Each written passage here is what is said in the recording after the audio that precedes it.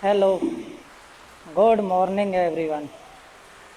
चलो आज से हम शुरू करते हैं 10th क्लास का मैथ, वो भी यूपी बोर्ड वाला।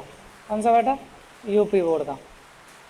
आज से हम पहले चैप्टर की शुरुआत करने वाले हैं आपके अपने YouTube channel HM UMax education hub पर। किस पर बेटा?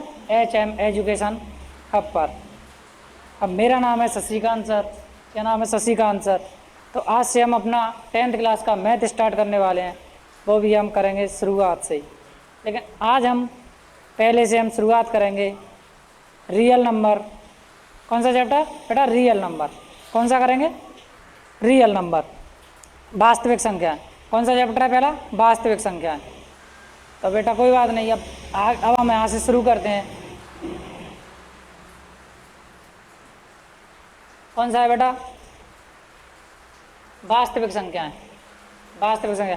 हमारे चैनल का नाम है HMUMax एजुकेशन हब। कौन सा बेटा? HMUMax education hub. और हमारी कोचिंग का नाम है UMax education hub and tuition classes, जिसमें 9th से 12th तक रेगुलर बैच शुरू हैं और उसका नामांकन भी प्रारंभ है। पता है सीकरी 4 हिस्सा, नगर फतेहपुर सीकरी, 13 मोरी बांध के पास, 3G मैरिज होम के सामने। तो हमारा चैनल है HMUMax एजुकेशन हब। इस पर हमारी वीडियो को लाइक करें, सब्सक्राइब करें, चैनल को सब्सक्राइब करें। अब पहले वास्तविक संख्या क्या होती है बेटा? वास्तविक संख्या होती है बेटा परमेय और अपरमेय प्रकार की संख्या। कैसे क्या कहलाती हैं? वास्तविक संख्या होती हैं। अब परमेय संख्या कौन सी होती है बेटा? परमेय संख्याएँ होती हैं वे संख्याएँ जिन्हें हम P बट्टे Q के फॉर्म में लिख सकें, उन्हें क्या बोलते हैं? वास्तविक परमेय संख्या बोलते हैं। और अपरमेय संख्या होती है ना, हम P बट्टे Q की फॉर्म में नहीं लिख सकें, उन्हें क्या बोलते हैं बेटा? अपरमेय संख्याएं। ये तो समझ में आ गया होगा। अब परमेय प्लस अपरमेय प्रकार की संख्या क्या कहलाती हैं? वास्तविक संख्याएं। अब परमेय संख्याएं, परमेय संख्याएं वे संख्याएं जिन्हें हम कैसे लिख सकते हैं? P बट्टे Q की फॉर्म में, उन्हें क्या बोलते हैं? परमेय संख्याएं। जैसे 5/7, 4/5, ये सब कैसी होती हैं? परमेय संख्याएं। बताओ बेटा, हम इसे परमेय संख्या बोलेंगे या नहीं बोलेंगे? बताओ बेटा। 4, मैंने 4 संख्या लिख दी। क्या लिख दिया? 4 लिख दिया। 4 को हम P बट्टे Q की फॉर्म में लिख सकते हैं या नहीं लिख सकते? हाँ बेटा, इसे हम क्या लिख सकते हैं? इसके नीचे 1 लगा दें तो जितनी भी प्राकृत संख्या होती हैं, नेचुरल नंबर, वो सब कैसी होती हैं बेटा? परमेय संख्याएं होती हैं। आगे समझ में नहीं आया बेटा? जो ऐसी संख्या जिन्हें हम P बट्टे Q के फॉर्म में लिख सकें, उन्हें क्या बोलते हैं? परमेय संख्याएं। और अपरमेय संख्याएं ऐसी बेटा, अपरमेय संख्याएं ऐसी संख्याएं जिन्हें हम P बट्टे Q की फॉर्म में नहीं लिख सकें। कैसे? P बट्टे Q की फॉर्म में नहीं लिख सकें, उन्हें क्या बोलते हैं? अपरमेय संख्याएं। क्या बोलते हैं? अपरमेय संख्याएं। जैसे अंडर रूट में 15 हो गया। अंडर रूट में क्या हो गया? 15। 15 हो गया। इसे हम रूट से बाहर निकाल सकते हैं या नहीं? पूर्ण वर्ग है क्या कि नहीं है? ये नहीं है, इसलिए क्या होगी? अपरमेय संख्याएं। रूट वाली संख्या क्या होती हैं? अपरमेय संख्या होती हैं। जैसे पाई हो गया। पाई क्या है? अपरमेय संख्या है। पाई कैसी है बेटा? अपरमेय संख्या है, क्योंकि इसका कोई फिक्स मान नहीं होता है। हमारे लिए फिक्स मान देते हैं कितना? 22/7 बताते हैं। कितना बताते हैं? 22/7 और 3.14, जो कि इसका पाई का क्या नहीं है? फिक्स मान नहीं है। क्या नहीं है? फिक्स मान नहीं है। इसे हम पूरा नहीं ज्ञात कर पाए अभी तक। तो अब जब बढ़ते हैं हम आगे बेटा, अब वास्तविक संख्याओं के बारे में। अब आगे वास्तविक संख्या वे संख्याएं जो परमेय और अपरमेय प्रकार की संख्या होती हैं, वे वास्तविक संख्याएं कहलाती हैं। मैंने परमेय संख्या बताई थी बेटा, P बट्टे Q के फॉर्म वाली संख्याएं क्या होती हैं? परमेय संख्या होती हैं। P बट्टे Q के फॉर्म वाली संख्या क्या होती हैं? परमेय संख्याएं होती हैं। P बट्टे Q के रूप वाली संख्याएं परमेय संख्याएं कहलाती हैं। और जिन्हें P बट्टे Q के रूप में नहीं लिख सके, उन्हें क्या बोलेंगे बेटा? अपरमेय संख्याएं बोलेंगे। अब परमेय संख्याएं पूर्णांक संख्याएं और भिन्न संख्याएं कहलाती हैं। परमेय संख्या कौन सी कहलाती हैं? पूर्णांक और भिन्न। अब पूर्णांक संख्याएं कौन सी होती हैं बेटा? ये भी आ रहा होगा आपके मन में।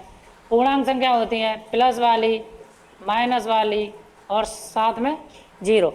मतलब इसमें सभी संख्याएं आ जाती हैं पूर्णांक संख्याओं में, जो प्लस में हो, माइनस में हो और साथ में क्या होना चाहिए बेटा? जीरो। और भिन्न संख्याएं जिन्हें हम क्या ऐसे लिख सकते हैं? बट्टे वाले रूप में। अब पूर्णांक को भी हम 3 भागों में बांटकर पढ़ते हैं, धन पूर्णांक, शून्य और ऋण पूर्णांक। ये नाम से पता चल रहा होगा धन पूर्णांक, इसमें कैसी होंगी? पॉजिटिव संख्या। कैसी होंगी बेटा? पॉजिटिव, धनात्मक संख्याएं। शून्य तो शून्य होता ही है ना। अब शून्य को बेटा ना तो हम धनात्मक बोलते हैं ना हम ऋणात्मक बोलते हैं। शून्य कैसी है? ना धनात्मक है ना ऋणात्मक है। अब ऋण पूर्णांक संख्याएं, ऋण पूर्णांक संख्या होती हैं ऐसी संख्याएं जो माइनस में आती हैं, ऋणात्मक होती हैं, वो सब कैसी कहलाती हैं? ऋण पूर्णांक संख्याएं। इन्हीं धन पूर्णांक को हम क्या बोल देते हैं बेटा? प्राकृत संख्याएं, प्राकृतिक संख्याएं। क्या बोल देते हैं? प्राकृतिक संख्याएं। क्या बोल देते हैं? प्राकृतिक संख्याएं। ये हो गई हमारी संख्याएं। अब चलते हैं हम चैप्टर पर, अपने चैप्टर पर। अब हम अपने चैप्टर पर आते हैं बेटा यहाँ से। अब इसमें एक्सरसाइज क्या है? 1.1 कौन सी है बेटा? 1.1 एक्सरसाइज 1.1 का पहला क्वेश्चन हम क्या करेंगे? बेसिक से ही स्टार्ट करेंगे हम।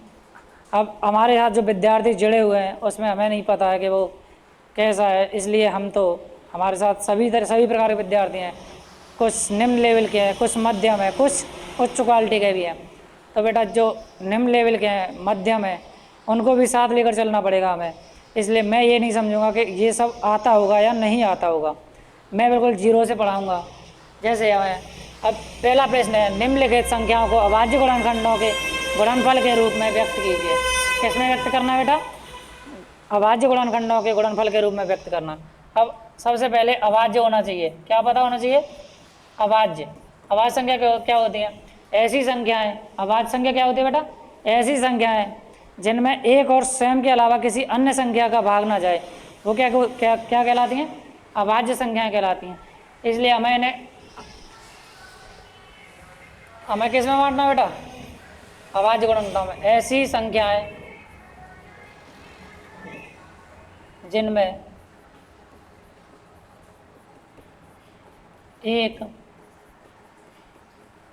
और स्वयं के अलावा किसी अन्य संख्या से भाग नहीं जाए, ऐसी संख्याएं कैसे कहलाती हैं बेटा? अभाज्य संख्या कहलाती हैं। जैसे 2, 3, 5, 7, 11, 13। हम केवल जो संख्या 2 है इसे क्या बोलेंगे बेटा? सम अभाज्य संख्या। एकमात्र सम अभाज्य संख्या कौन सी हमारी? एकमात्र सम अभाज्य संख्या है 2। सम अभाज्य संख्या 2 है। क्या है? भाज्य संख्या है। ऐसी संख्याएं, भाज्य संख्या कौन सी होती है बेटा? क्या? भाज्य संख्या। भाज्य संख्या ऐसी संख्या होती हैं जिनमें एक और स्वयं के अलावा कम से कम किसी एक संख्या से और भाग चला जाए, वो सब कैसी कहलाती हैं? भाज्य संख्या कहलाती हैं। जैसे 4, 6, 8, 9, 12, 15, 18। जैसे इसमें हमारी संख्या कौन सी है? 4 है। 4 में 1 का तो भाग जा ही रहा है और साथ में 4 का भी जा रहा है, और इसके अलावा एक 2 का भी भाग जा रहा है। किसका जा रहा है? 2 का। इसलिए इसे हम क्या बोलेंगे बेटा?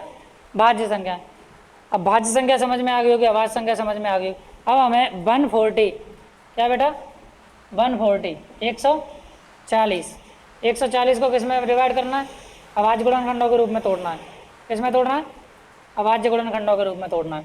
जैसे 140 है, 140 में हम 2 से भाग जाएगा, कितने बार? 70। 2 से इसमें चला जाएगा 35 बार, फिर 5 से चला जाएगा 7 बार, 7 से चला जाएगा एक बार। ठीक है बेटा, हो गया। तो अब इसे हम 140, इसे हम अभाज्य गुणनखंड के रूप में लगाएंगे। 2 गुणा 2 गुणा 5 गुणा 7। बेटा सभी संख्या कैसी है? अभाज्य संख्या है, तो ये क्या हो गया? अभाज्य गुणनखंड के रूप में। हाँ बेटा, आशा करता हूँ कि ये सब समझ में आ रहा होगा। कलर दिख रहा है क्या बेटा? नहीं दिख रहा, चलो कोई बात नहीं, आगे दूसरा कलर लेता हूँ। अब जैसे ये समझ में आ गया कि नहीं आया बेटा? चलो कोई बात नहीं, नहीं आया तो मैं अगला क्वेश्चन एक क्वेश्चन और समझा देता हूँ, सेकंड वाला। क्या है? 156, 156 कितनी है? 156, ये तो दिख रहा होगा बेटा। तो 156 में कितने से भाग जाएगा बेटा? 2 से। तो कितने बार? 78 बार। फिर 2 से चला जाएगा इसमें 39 बार। फिर अब इसमें जाएगा 3 से 13 बार, 13 से 1 बार। अब 156 को हम अभाज्य गुणनखंड के रूप में व्यक्त करेंगे। 2 गुणा 2 गुणा 3 गुणा 13, 2 गुणा 2 गुणा 3 गुणा 13, अभाज्य गुणनखंड के रूप में व्यक्त कर दिया। इसे कैसे लिख दोगे भाई? 2 गुणा 2 की पावर 2 गुणा 3 गुणा 13। अब तो बेटा समझ में आ गया होगा। अब बाकी ये जो 3 क्वेश्चन बचे हुए हैं वो आपको ही करने हैं, स्वयं प्रैक्टिस करना बेटा। अब चलते हैं हम अगले प्रश्न पर। कौन सा बेटा? अगला प्रश्न। ठीक है, अगला प्रश्न है, पूर्णांकों के निम्नलिखित युग्मों के एचसीएफ और एलसीएम ज्ञात कीजिए। क्या ज्ञात करना बेटा? एचसीएफ और एलसीएम। अब एचसीएफ और एलसीएम ज्ञात करना है। प्रश्न दिख रहा है? नहीं दिख रहा, अच्छा थोड़ा छोटा करना पड़ेगा। अब दिख रहा है पूरा कि नहीं दिख रहा? नहीं दिख रहा।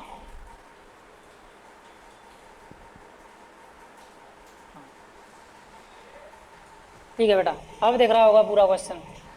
पूर्णांकों को के निम्नलिखित युग्मों के एचसीएफ और एलसीएम ज्ञात कीजिए तथा इसकी जांच कीजिए कि दो संख्याओं का गुणनफल बराबर है एचसीएफ और एलसीएम। अब एचसीएफ और एलसीएम निकालने की दो विधियां होती हैं। कितनी होती हैं बेटा? दो विधियां होती हैं। दो विधियां कौन कौन सी होती हैं? एक गुणनखंड विधि और एक भाग विधि। तो पहले हम एचसीएफ और एलसीएम किससे निकालेंगे? हम गुणनखंड विधि से निकालेंगे दोनों।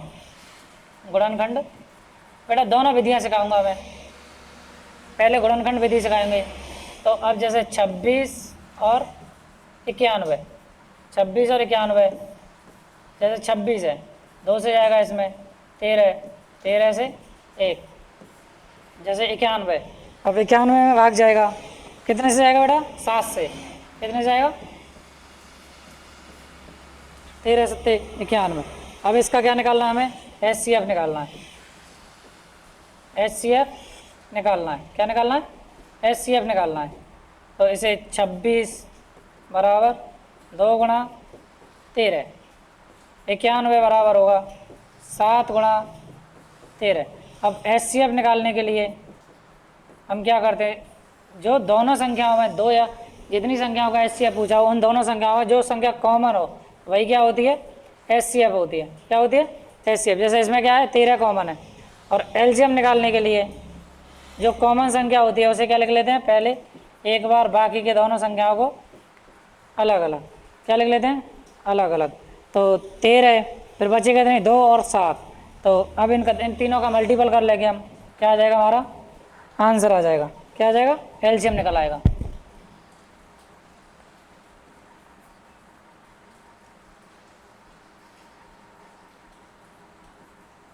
कितना आ जाएगा? 182। कितना आ जाएगा? 182। ये तो किससे निकाल दिया हमने? गुणनखंड विधि से। अब हम दोनों चीज़ किससे निकालेंगे बेटा? भाग विधि से। किससे निकालेंगे? भाग विधि से। भाग विधि से क्या निकाल रहे हैं? पहले एचसीएफ निकाल रहे हैं। क्या निकाल रहे हैं? एचसीएफ निकाल रहे हैं। तो जो बड़ी संख्या होती है उसमें छोटी संख्या से क्या करते हैं बेटा? डिवाइड करते हैं। भाग विधि से एचसीएफ निकालने की सबसे पहली कंडीशन होती है जो छोटी संख्या होती है उसका बड़ी संख्या में क्या करते हैं? भाग देते हैं। 26 का किस में देंगे बेटा? 91 में। कितने टाइम जाएगा? 3। कितने बार जाएगा? 3 बार। 26 दिया 78। कितना बचेगा इसमें से बेटा? 13 बचेगा। कितना बचेगा? 13। अब जिस संख्या से हमने बड़ी संख्या में भाग दिया था, अब जिस संख्या से हम भाग देते हैं उस संख्या को कहाँ लिख लेते हैं, यहाँ पर। अब इसमें भाग देना हमें, 13 दूनी 26, जहाँ पे शेष पल 0 बच जाए, जिस वही क्या होती है, इसका HCF होती है। क्या होता है, HCF होता है। ठीक है बेटा, अब क्या निकालेंगे हम, LCM निकालेंगे भाग विधि से। किस क्या, LCM निकालेंगे भाग विधि से। 26 और 91, क्या बेटा, 26 और 91।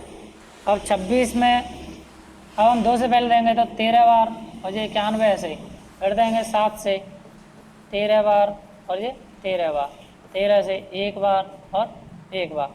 अब इसका एलसीएम हो जाएगा 2 गुणा 7 गुणा 13, जो कि हमारा पहले ऐसा ही है।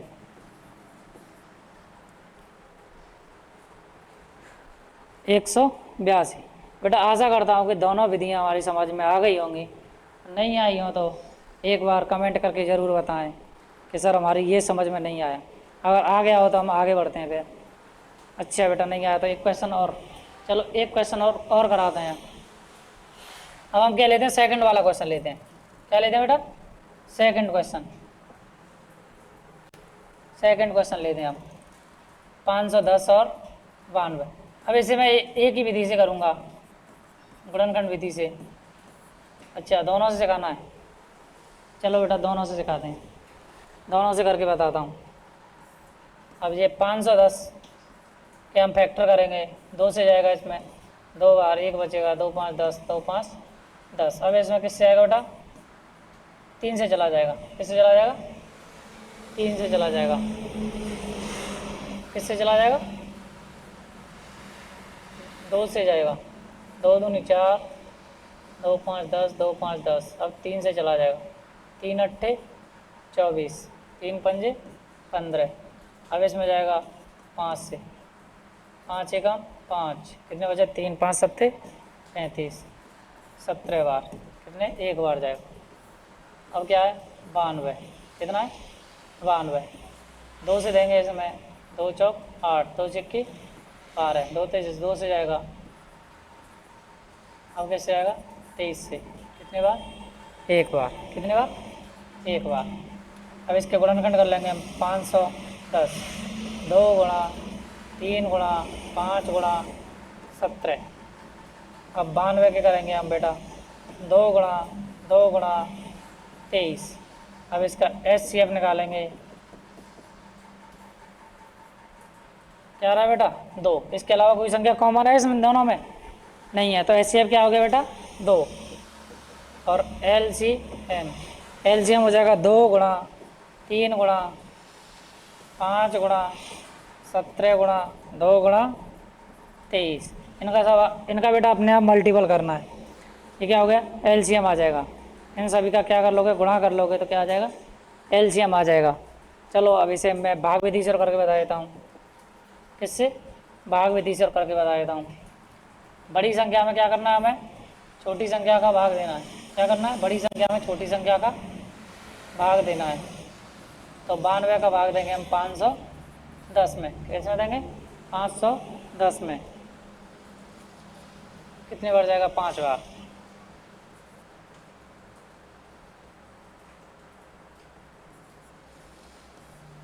कितना बच जाएगा यहाँ से, 50।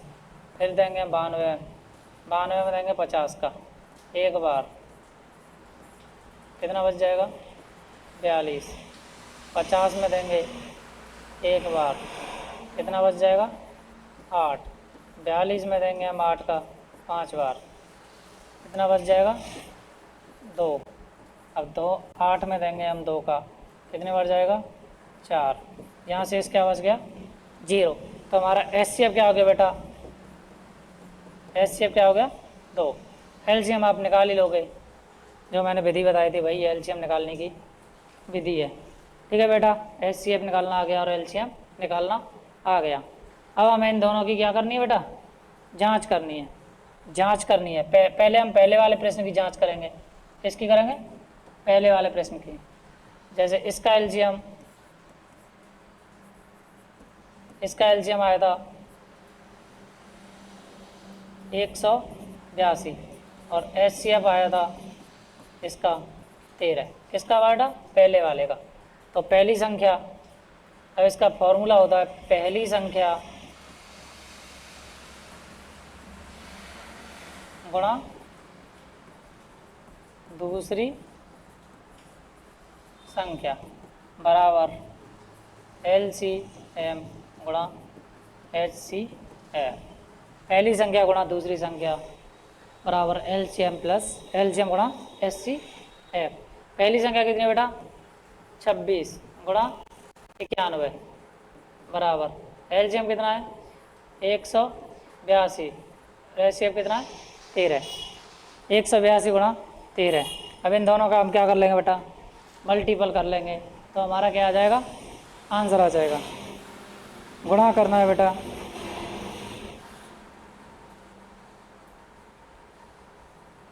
2366 गुणा करेंगे कितना आएगा बेटा? 2 3 6 6। इसका भी करेंगे हम, तो 2 3 6 6। ये हमारा क्या आ गया? बराबर आ गया। तो हमारा क्या होगा? आंसर सही होगा। क्या होगा? आंसर सही होगा। ठीक है बेटा, आगे समझ में नहीं आया पहली संख्या। अब ऐसे ही हम किसका निकालते हैं? दूसरे वाले का। चलो बेटा, अपने आप जांच करनी है, समझ में आ गया होगा। अब हम अगले प्रश्न पर चलते हैं। इस पर चलते हैं अगले प्रश्न पर। आवाज गुणनखंड विधि द्वारा निम्नलिखित पूर्णांकों के HCF और LCM ज्ञात कीजिए। आवाज गुणनखंड विधि मैंने समझाई थी, पहला प्रश्न था आवाज गुणनखंड विधि का ही, उसी में समझाया था कि आवाज गुणनखंड विधि कौन सी होती है। तो अब ये तीन संख्याएं दे रखी हैं, 6, 72 और 120। अब इसके हम आवाज गुणनखंड निकालेंगे, तो इसका तो हो जाएगा 2 गुणा 3। 2 गुणा 3 क्या हो जाएगा? 2 गुणा 3। 72 के निकालेंगे, 2 गुणा 2।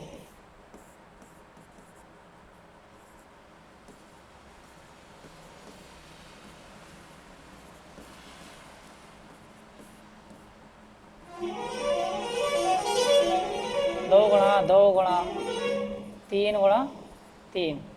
ऐसे हम किसके निकालेंगे? 120। 120 के भी फैक्टर निकाल लेंगे, तो 120। 2 2 से जाएगा 60, 2 से जाएगा 30, 2 से जाएगा 15, 3 से जाएगा 5, 5 से जाएगा 1। तो इसके हो जाएंगे 2 गुणा 2 गुणा 2 गुणा 3 गुणा 5। तो HCF क्या हो जाएगा बेटा इसका? 2। 2 गुणा 3। HCF क्या आ गया बेटा इन तीनों का? 6। और LCM हो जाएगा 2 गुणा 3 गुणा 2 गुणा 2 गुणा 3 गुणा 5। 2 तिया 6, 6 तिया 12, 6 दूनी 12, 12 तिया 8 दूनी 24, 24 48, 24 तिया 72, 72 पंजे 360। LCM कितना आ गया बेटा? 360। LCM कितना है बेटा? 360। आशा करता हूँ सभी की समझ में आ रहा होगा। चलो नहीं आ रहा तो एक क्वेश्चन और करा देता हूँ। अगला क्वेश्चन सेकंड वाला है। कौन सा वाला? 12, 15, 21। अब 12 के हम गुणनखंड करेंगे, 2 गुणा 2 गुणा 3। 15 के करेंगे हम 3 गुणा 5। 21 के करेंगे हम 3 गुणा 7। तो बेटा HCF तो कितना आ जाएगा बेटा? 3। और LCM कितना आ जाएगा? 3 गुणा 2 गुणा 2 गुणा 5 गुणा 7। 3 दूनी 6, 6 दूनी 12, 12 पंजे 60, 7 छेंगे 420। कितना आएगा बेटा? 420। आशा करता हूँ इतना समझ में आ रहा होगा। हमारा चैनल है, हमारा चैनल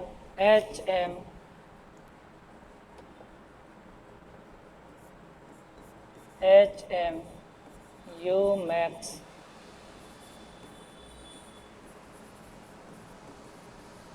एजुकेशन हब। क्या है? HMU max education hub. इसे लाइक करें और सब्सक्राइब करें और हमें क्या करें? मोटिवेट करें हमारे चैनल। धन्यवाद। आगे की क्लास हम आगे शुरू करेंगे कल। धन्यवाद।